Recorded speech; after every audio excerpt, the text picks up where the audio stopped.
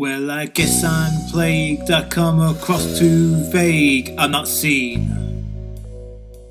Me and my family travelled somewhere in London to meet our guide dog in training who had been living with us for almost 2 years. After living with us for so long, she went off to do some more advanced training. We would be meeting her and her trainer at this advanced training centre. My family usually drive to places when we're going to places together. I didn't realise we'd be getting the train this day until the morning that we were about to leave. I was quite tired and was resting after being out late the night before a jam night, so it was a bit of a rush getting ready to leave in time to get the train. I was glad I managed to avoid feeling travel sick on the journey. This has been happening to me on journeys in the morning for about 13 years, and I'm glad I managed to avoid it this time. After we got off the train and were walking to the advanced training centre, it was nice being in the area. This was an area I used to work years ago, and I always liked being in that area when I worked there. It was really nice to be there again.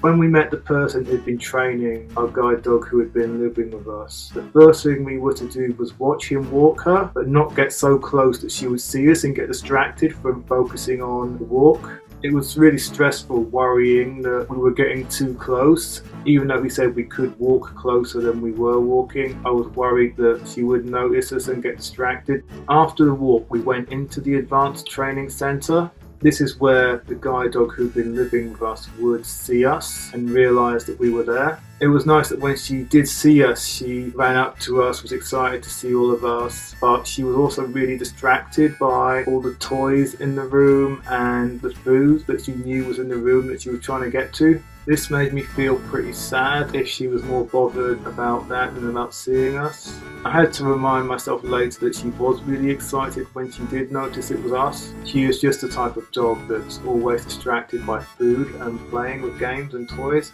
I later was glad I did get to play tug of war with her. Her favourite game, as appears to be every dog's favourite game, and she used to always want to play that game with me when she lived with us, as I would take a long time to give up.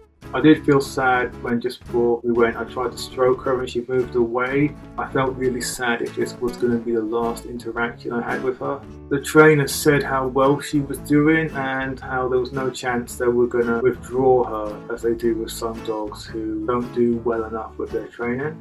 It was a big compliment to how we had done with training her at home.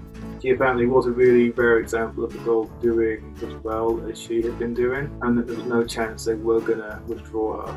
We had always been told that she was doing really well, but to hear just how well she was doing, I didn't realise it was that well that she was doing, and that there was no chance they would have to withdraw her. We were told she was soon going to meet a blind person and she was hopefully going to be their guide dog. We were also told this blind person likes to keep in touch with the people who her guide dog was with before her, so it shouldn't be the last time that we did see her, which is really nice if we would get to keep in touch and still see her. In the background.